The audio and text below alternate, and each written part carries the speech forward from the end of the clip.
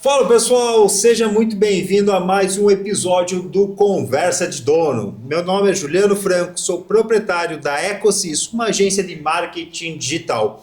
E hoje a nossa conversa é com o quadro Caixa de Ferramentas. Uma conversa direta com aplicação no seu negócio. E aí eu te pergunto, você sabe quando o seu negócio começa a dar lucro de verdade? Ou melhor, sabe quantos produtos ou serviços você precisa vender para não sair no prejuízo?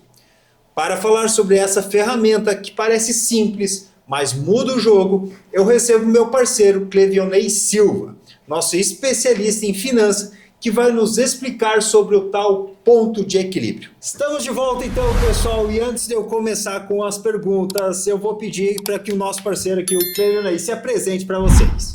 Muito bem, então eu sou o Clevionei da Silva, sou administrador, professor e consultor empresarial.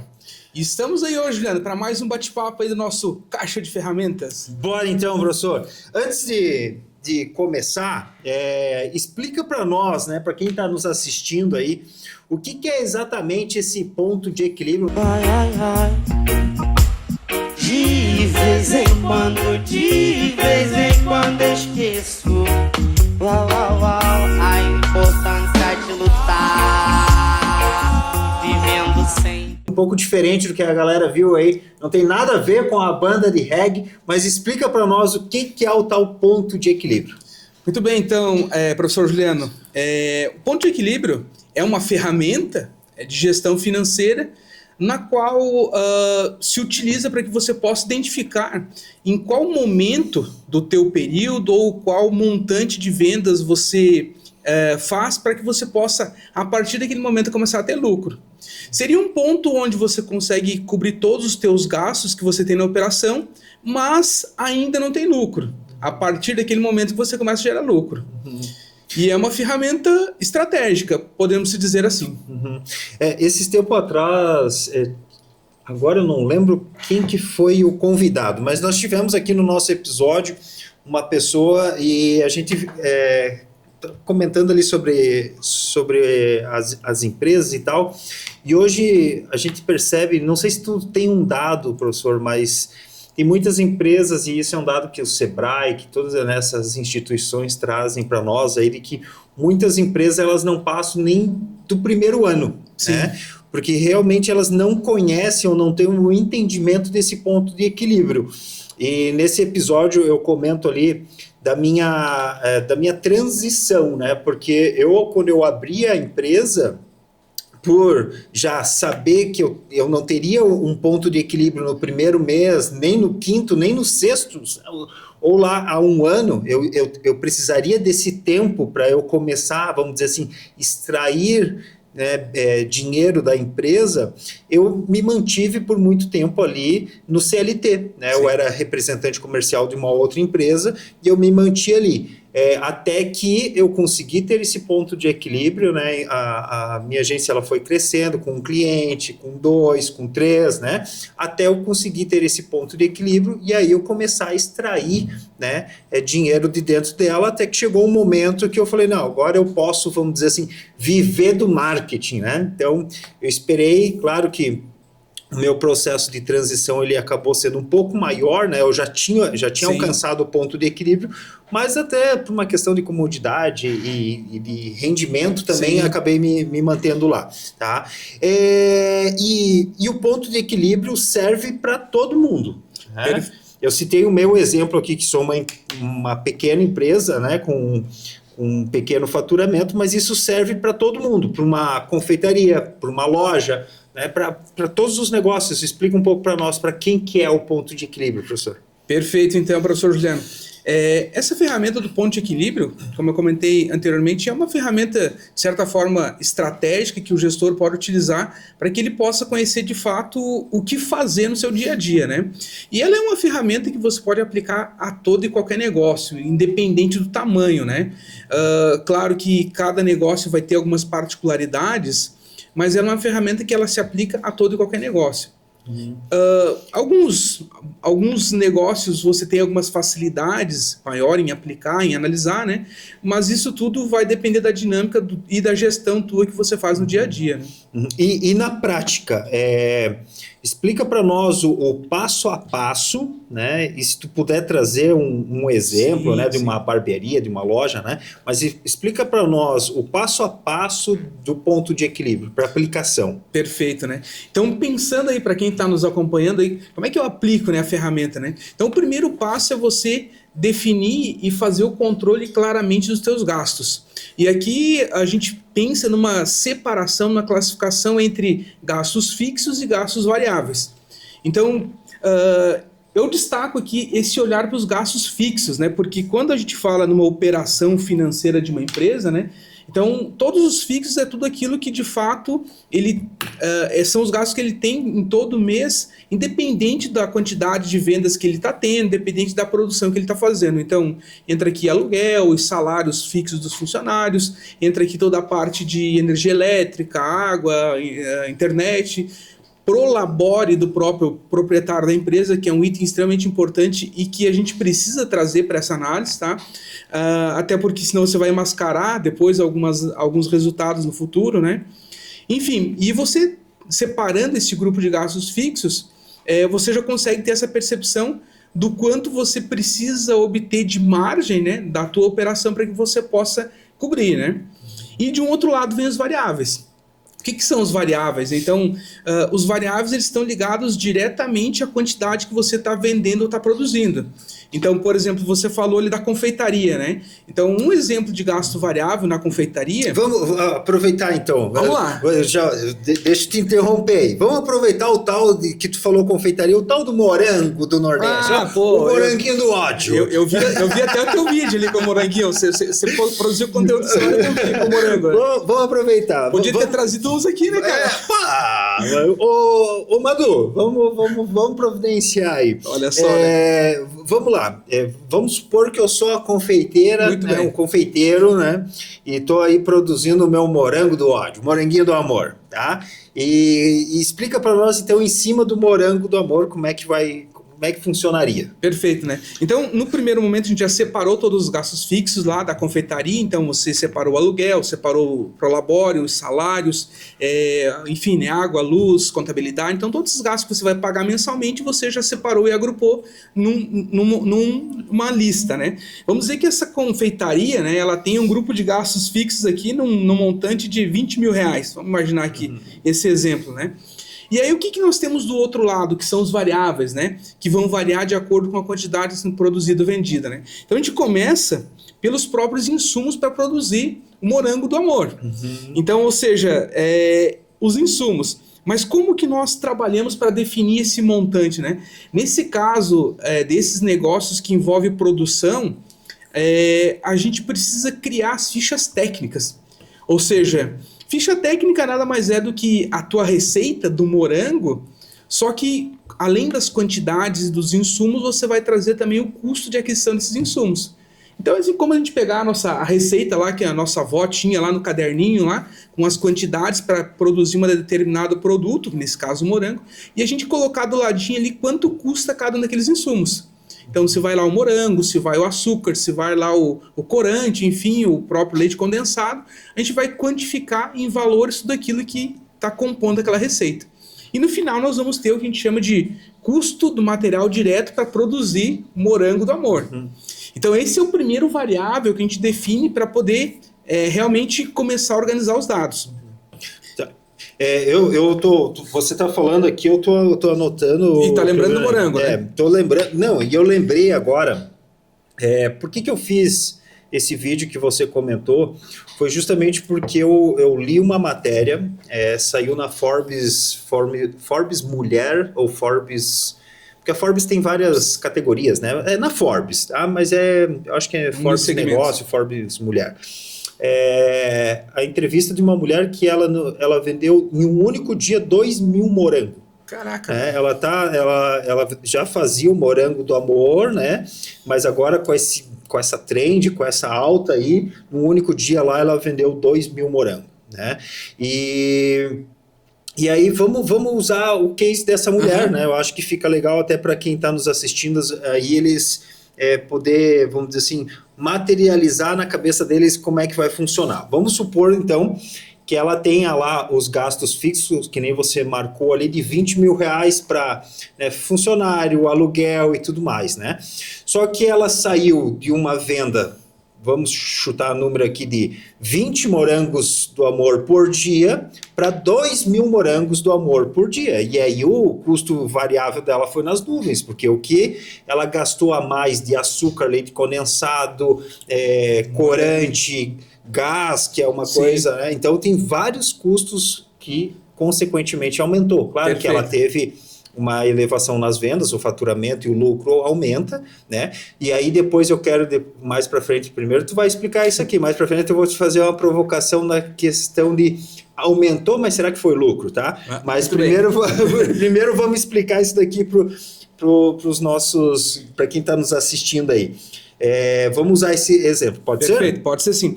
Então tá, então o primeiro variável é os insumos, né, que ela vai utilizar para poder produzir morango. Um segundo variável vai ser a tributação. Então, teoricamente, né, você vai produzir, tu vai vender, tu vai emitir documento fiscal, então tu vai ter também um imposto que você vai pagar conforme o teu volume de vendas. Além disso, você vai ter também um outro variável, que hoje praticamente todas as empresas têm, né, que é o custo do meio de cobrança. Então, se você vender no cartão de crédito, se você vender daqui a pouco em alguns mecanismos de recebimento via Pix, enfim, você tem ali uma taxinha que você vai pagar. Então, a gente considera também esse variável. E aí você pode ter outros variáveis que não são tão comuns, né? Então, própria comissão de vendas, daqui a pouco frete para entregar as mercadorias, né? Então, se você tiver um delivery, então tu vai pagar um pouquinho para fazer as entregas, né? Então a gente tem aqui uma lista de uns 4, 5 gastos que vão ser variáveis. A parte de embalagens, ela entra na parte de insumos ou onde que entra as embalagens? Eu comumente eu coloco junto na ficha técnica. Porque aí você já prevê o teu produto completo, ou seja, desde lá do açúcar, do leite condensado, morango, e até a caixinha que você vai utilizar. Então já compõe aquele produto, né? Então, produto lacrado, né? Podemos imaginar assim, né? E aí, claro, né, você pode ter outros itens, né? Daqui a pouco você pode adicionar ali, além das embalagens, daqui a pouco um brinde, um adesivo, porque a gente vê muito isso também no varejo, né? Você receber ali um mimo junto com o teu produto que você está comprando. E a gente precisa trazer esse item também para esse custo, né? Então, a gente não pode esquecer nenhum detalhe, porque às vezes são esses detalhes que fazem toda a diferença depois em você ter ou não ter resultado. Então, tudo aquilo que vai compor a tua entrega do produto, você traz para esse custo, né? Muito bem, então a gente tem aqui 2 momentos, gastos fixos e gastos variáveis. Perfeito. Agora, o que vai acontecer? Quando a gente tem lá um preço de venda já definido, né? Na revista, na reportagem que você viu, ela falava de preço de venda ou não? Se não me engano, estava R$19 que ela estava vendendo a caixinha, R$19. Perfeito, né? Então nós temos ali um preço de venda de R$19, né, desse exemplo, e a gente vai tirar esse custo direto, ou seja, os variáveis. Então desses R$19, vamos imaginar aqui que tinha ali, sei lá, R$9 de... Vamos colocar aqui R$10 de variáveis, né? Então a gente teria aqui uma margem de contribuição para cada unidade que está sendo vendido de R$9. Então para cada uma unidade que eu vendo, sobra R$9.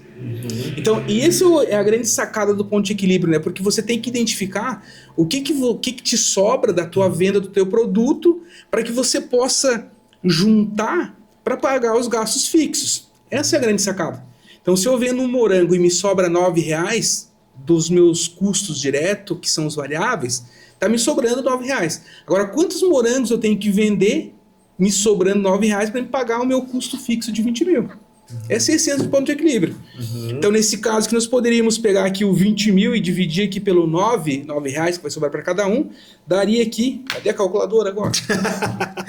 Daria aqui aproximadamente aqui uns... Vou colocar aqui acho que uns 100 morangos, mais ou menos. Não, vai dar mais, né? Vai dar 1.000 morangos, né? 1.000 vai dar 2.000 morangos. Não? 200 morangos. Faz a conta aí para nós. Cadê a calculadora aí, produção? Faz a conta aí. 20 mil dividido por 9. Vai dar 180, se eu não estou enganado. 2.222. Você errei feio, hein, cara? 2.222. Mas eu tinha falado 2.000, então não estava longe. Então, olha só. Então, teoricamente, tu vai ter que vender 2.222 morangos para você poder pagar todo o teu gasto fixo.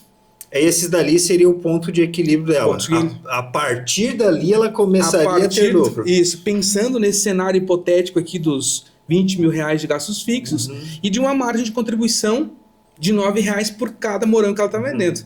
Então ela teria aqui uma quantidade para vender de 2.222.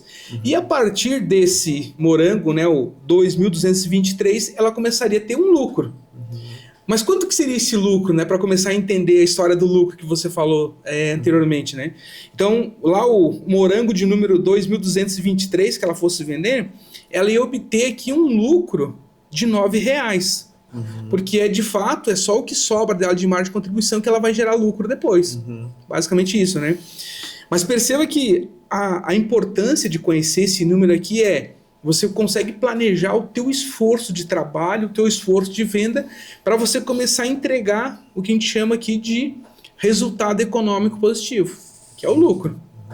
Tá, aonde nessa conta aí que o pessoal costuma errar? Muito bem. Qual que é, vamos dizer assim, o erro clássico do ponto de equilíbrio? Então, um dos erros clássicos do ponto de equilíbrio é um item que eu já observei anteriormente. Por exemplo, Prolabore, que é a previsão de salário do próprio proprietário da empresa. Então, a gente percebe que muitos não trazem esse valor para compor os gastos fixos da empresa.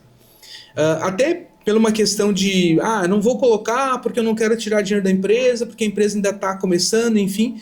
Mas o que acontece quando você não considera esse valor, pelo menos para fins de planejamento, né, que é o caso da ferramenta ponto de equilíbrio? Você está negligenciando um gasto e você está subestimando realmente a tua estrutura. Isso vai impactar para a precificação, vai impactar para o teu planejamento de ponto de equilíbrio, e na hora que você precisar retirar o teu salário, tu não vai ter isso dentro da tua estrutura de planejamento. Então, o que a gente sempre orienta, o que eu oriento aí as pessoas com quem eu, de certa forma, contribuo dentro das consultorias, é que para fim de planejamento a gente prevê.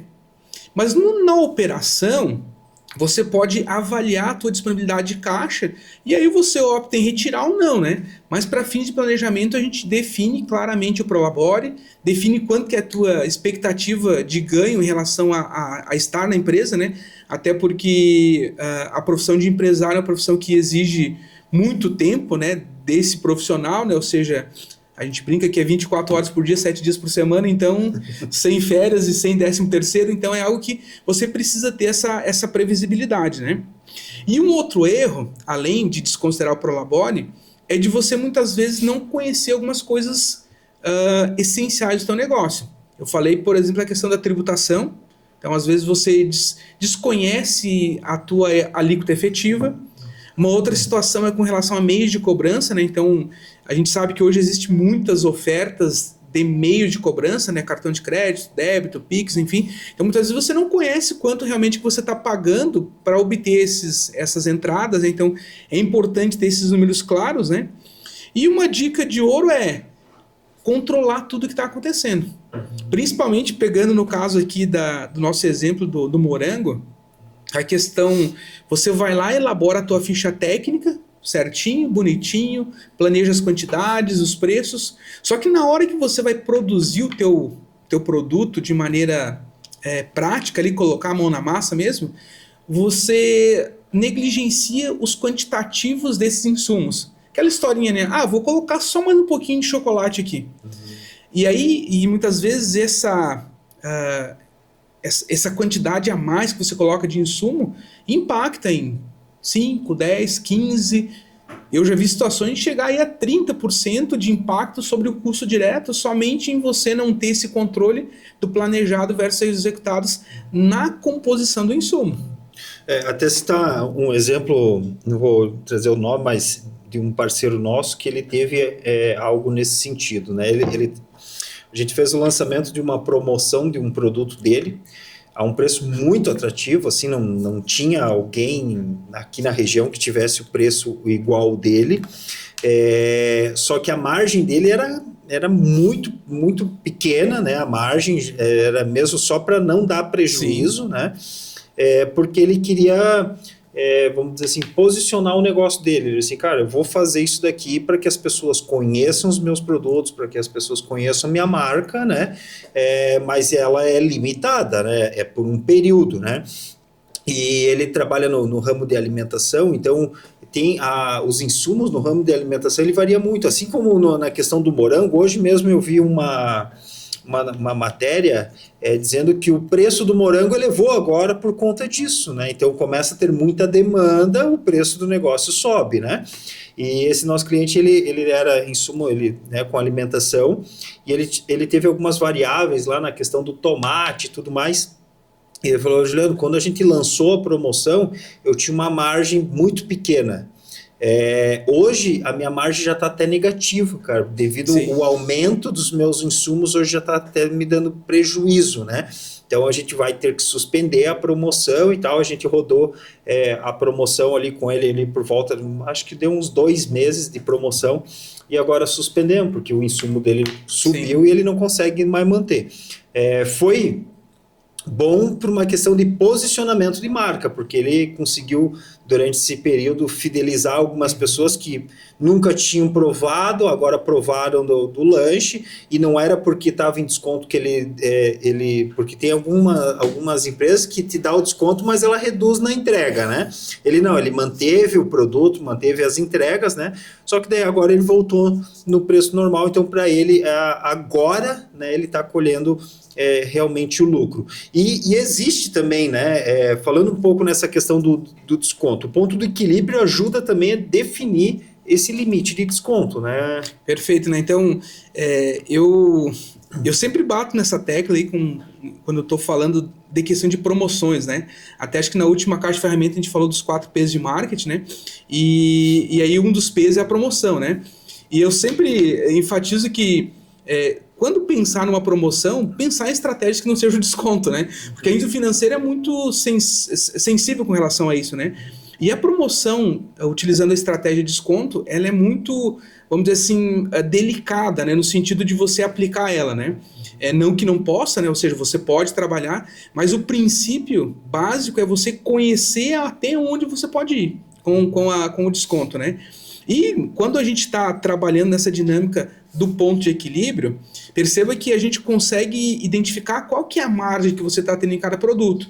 Então você consegue fazer essa análise de sensibilidade de qual que é o impacto do teu desconto sobre a tua margem. Então, quando a gente olhou aqui a margem, nesse exemplo hipotético aqui do morango que nós tínhamos, R$9 de margem para um morango que eu vendo a 19, então perceba que se eu tirar 10%, eu vou vender aqui a R$17,90, acho que é isso, né? 17, porque vai dar uns R$2 a menos. Eu vou estar diminuindo R$2 a minha margem diretamente, porque os meus custos eles vão se manter. Então, cada vez que eu tiro, que eu dou um desconto, automaticamente eu só estou reduzindo a minha margem. E aí o que acontece? Muitas vezes, quando a margem já é apertada, ou seja, nesse exemplo que você trouxe, quando você tem alguma outra variável de impacto, como a própria variação dos insumos, que nesse caso aumentou, se você aplica mais um desconto, você está multiplicando o impacto negativo na tua margem. Então é muito sensível com relação a isso, né? E aí, quando você tem essa dinâmica do ponto de equilíbrio, o que a gente comumente faz, né? Então, pegando hipoteticamente o nosso exemplo aqui, que nós vendendo morango e tendo uma margem de R$9, nós precisaríamos ter aqui um montante de 2.222 morangos. Se eu reduzir aqui a minha margem para R$7, que é o 10% de desconto, automaticamente eu vou ter um aumento significativo aqui na quantidade que eu vou vender. Porque essa é a grande sacada quando você faz o desconto, né? É entender qual que é o esforço a mais que você tem que ter nas vendas para chegar no mesmo lugar. Porque para ser vantajoso, você tem que ter um impacto maior ainda, né? Então, às vezes, você faz uma promoção com 10, 15% de desconto e você aumenta ali a tua necessidade só de vendas para poder chegar no mesmo lugar de 20% a 30%. Então, você precisaria, quase dobrar as tuas vendas para você ter resultado significativo, né? Até anotei aqui um exemplo que a gente talvez possa trazer, é a questão da Black Friday, né? Então, vamos supor que eu, durante o meu ano, né, minhas vendas normais, eu venda lá 10 produtos, 10 unidades, né, por mês, com uma margem ali de R$5. Então, eu estou tendo um lucro ali de 50, né? Vamos supor que esse meu produto eu dê durante a Black Friday, né? Faço um desconto lá, lembrando que minha margem é de 5, que eu dê R$4 de desconto. Então a minha margem passa a ser de 5, passa a ser só R$1. Então, para que eu mantenha o lucro de R$50 que eu tinha antes, eu vou ter que passar minhas vendas no mínimo de 10 para 50. Isso mesmo. Né? Então, se eu vendia 10 unidades e tinha uma margem de R$5, o meu lucro era 10 vezes 5, 50. Aí chegou a Black Friday e peguei os mesmos produtos e baixei, dei um desconto de R$4. Então, a minha margem nos 10 produtos ficou R$1. E então, o meu lucro passou a R$10. Então, eu tenho que aumentar minhas vendas em 50 unidades para empatar o que eu vendia antes. Então, nem sempre você participar de uma Black Friday, de você querer dar desconto, é vantajoso. Porque se eu continuo vendendo 10 unidades todos os meses e ganho, né, de lucro R$50, daí chega uma Black Friday, vou lá, não, vou dar R$4 de desconto aqui, vendi 40 unidades. Só trabalhou porque se você tivesse mantido o mesmo valor vendido as 10 unidades, você tinha lucrado muito mais, né? E sem contar que quando a gente aumenta vendas, a gente não está aumentando só o faturamento, né? A gente está aumentando toda a operação naquele mesmo quantitativo. Então, muitas vezes, pegando esse exemplo que você trouxe aí, que ele ia passar de 10 para 50, então ele precisaria multiplicar por 5 vezes a operação dele. Automaticamente os custos dele vão aumentar também. Porque ele não. Um exemplo bem hipotético, né? Se você precisar aumentar 5 vezes o que você faz, a tua estrutura de gastos fixos não vai se manter. Tu vai precisar de mais vendedor, pessoas, de mais estoque. No caso do morango ali, de mais gás, de mais tudo, né? Então o que acontece? Às vezes aquela margem que você imaginou anteriormente que você iria manter de 1, ela não vai chegar. Porque o teu gasto fixo vai aumentar nesse meio, nesse desenrolar aí, né? Então é a questão realmente de desconto, é um item muito sensível que tem que ser avaliado, né? A não ser que quando você trabalha esse desconto, você já tem uma negociação com os seus fornecedores de eles te subsidiarem um pouco. Então, ou seja, eu vou dar um 10% de desconto, mas o meu fornecedor vai me bancar 5%. Então, ele vai me bonificar em 5% lá para que eu possa alavancar as vendas ou fortalecer marca. Então, ou seja, tentar buscar uma alternativa que não só você pague, né? Ou seja, mas que toda a cadeia daquele produto também se envolva com aquele desconto, né? Legal. A gente citou alguns exemplos aqui do morango, da Black Friday e tal, mas, Cleviano, dá de usar essa ferramenta também para outras decisões do controle financeiro? Sim, com certeza, né? Então, a primeira delas é para planejamento de vendas. Então, ou seja, qual que é a quantidade que eu preciso vender de cada item na minha operação? Bacana, então a gente já começa aí. Só que quando eu tenho essa informação da quantidade que eu vendo, me abre um leque de possibilidades de análise, né? Porque eu posso analisar a partir desse dado qual que é a minha necessidade de compras, ou seja, quanto que eu preciso comprar de insumos, e isso é uma informação muito bacana lá para quem está no dia a dia, porque é sempre uma grande dificuldade você comprar, que quanto que eu compro, quando que eu preciso receber, qual que é o volume que eu preciso ter em estoque.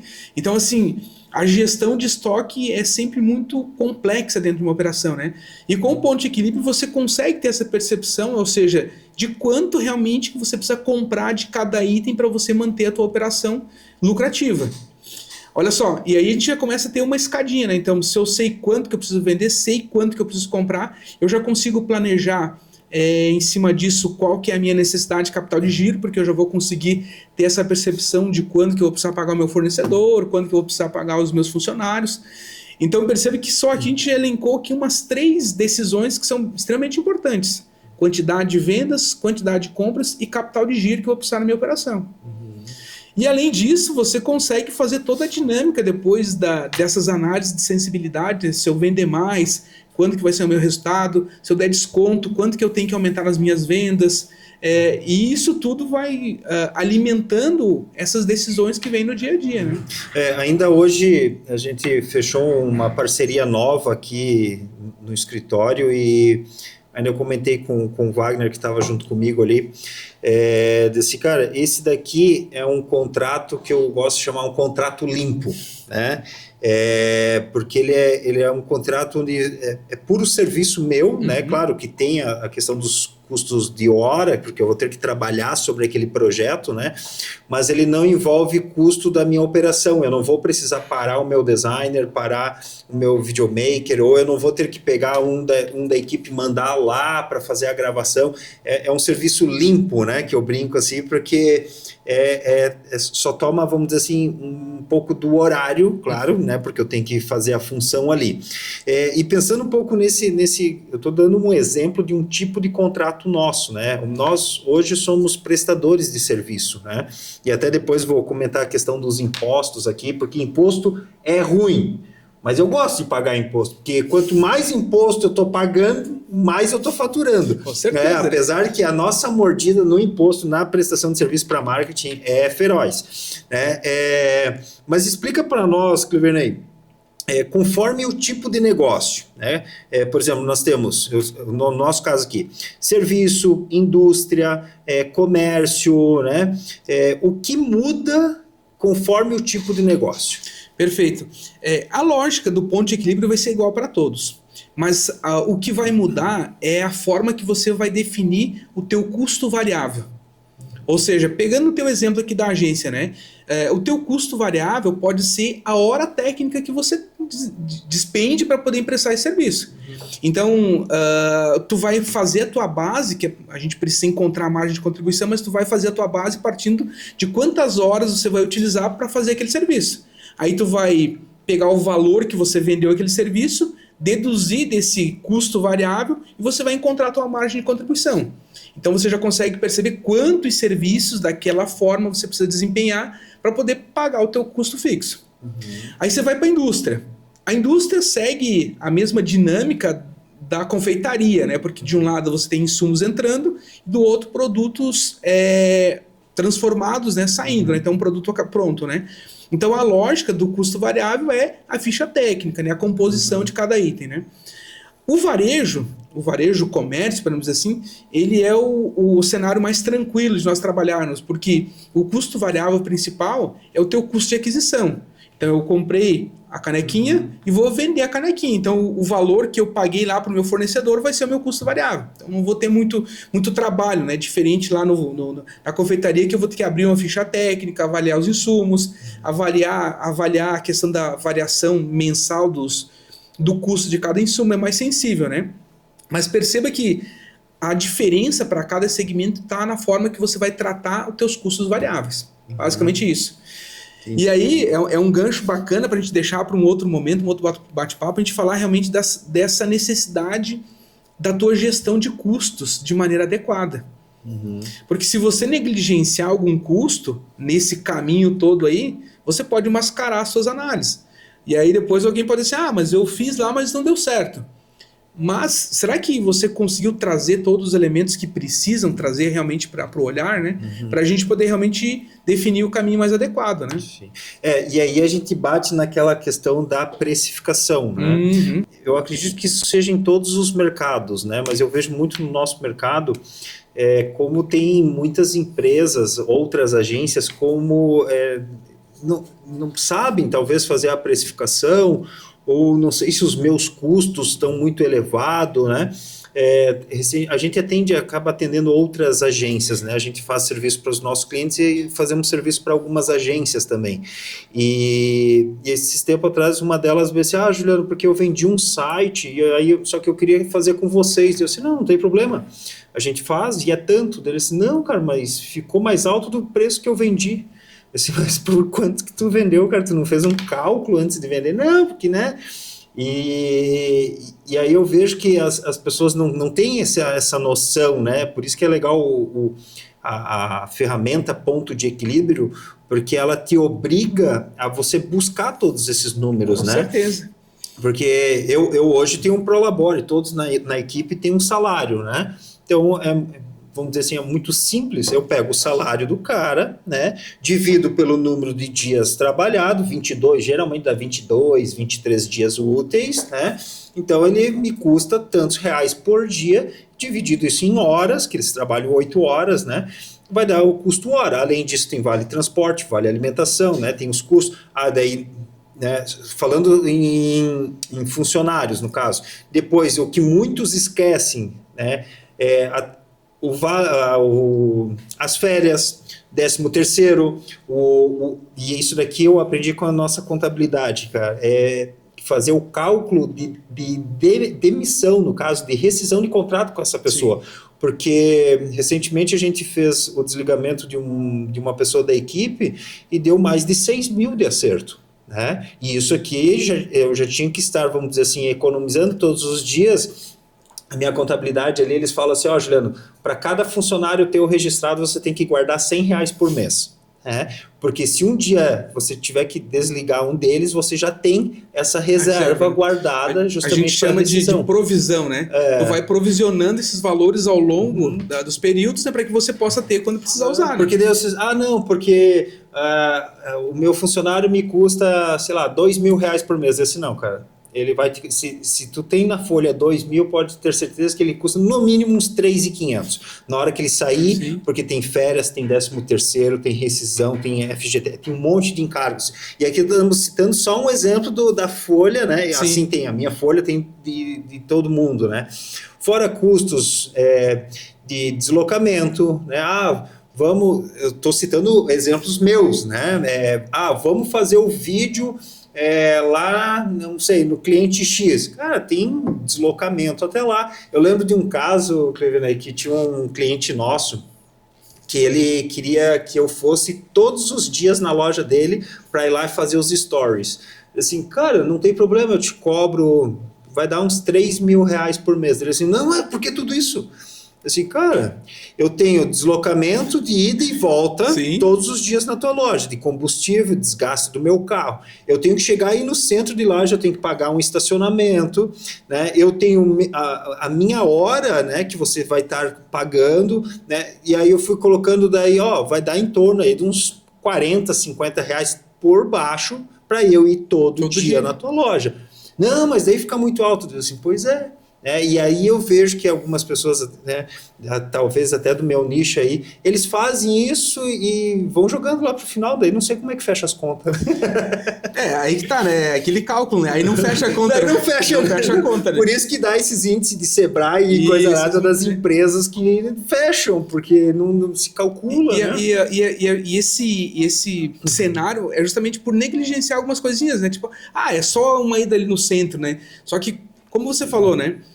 Eu sempre oriento a gente trabalhar com o custo do quilômetro rodado. Uhum. Então, a gente elabora uma planilha do custo do quilômetro rodado do veículo, né? Então, faz toda uma análise do veículo e faz isso. E aí você sabe, você vai no centro e voltou deu 6 quilômetros. Hoje, em média, de um carro médio, né? Vamos dizer assim, um veículo de passeio, enfim... Está em torno de 1 a 1,15 km rodado.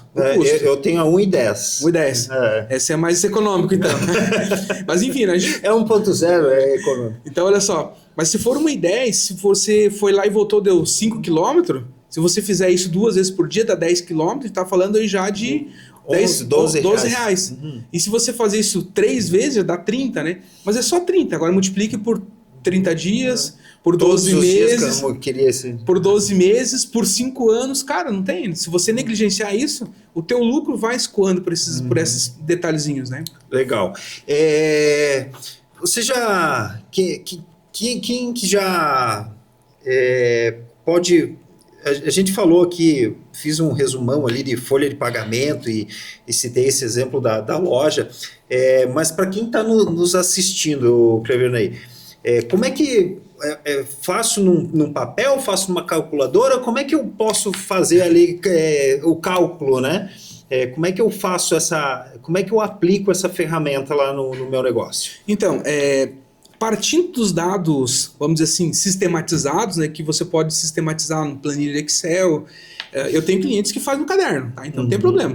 Desde que você tenha todos os registros, e a gente, claro que aí você tem o tempo, né, para você somar, enfim, né, mas se você tendo controle dos dados anotados e sistematizados em algum lugar, a ferramenta é muito simples, né? Então você pode fazer até numa calculadora, até no celular. Então, com a própria calculadora do celular, você vai pegar as informações que você tem, vai aplicar o cálculo e vai chegar no ponto de equilíbrio, né? Claro que quanto mais dados você tem, mais produtos você tem, a gente precisa sistematizar, né? Eu normalmente trabalho com Excel, porque poucas ferramentas hoje de software têm esse tipo de análise para serem feitas, né? E aí já entra em ferramentas mais específicas, né? Então, a gente vai pelo bom e prático planilhas do Excel, do Google aí, para fazer esses cálculos, mas é muito simples de sistematizar a partir do momento que você tem os dados lançados em algum lugar, né? Legal. E você falou ali dessa questão de dados e tal, e me veio algo que eu comentei com a turma lá da faculdade essa semana. Até por sinal, nós estamos com a mesma turma. Eu dou a primeira aula e você dá a segunda aula, porque eu perguntei para eles, quem que é o próximo professor? O Clevionei. Você conheço muito bem. Vamos fazer um podcast lá na sala. E eu estava falando para eles sobre o CAC. Sim. Né? Custo de aquisição ao cliente, né?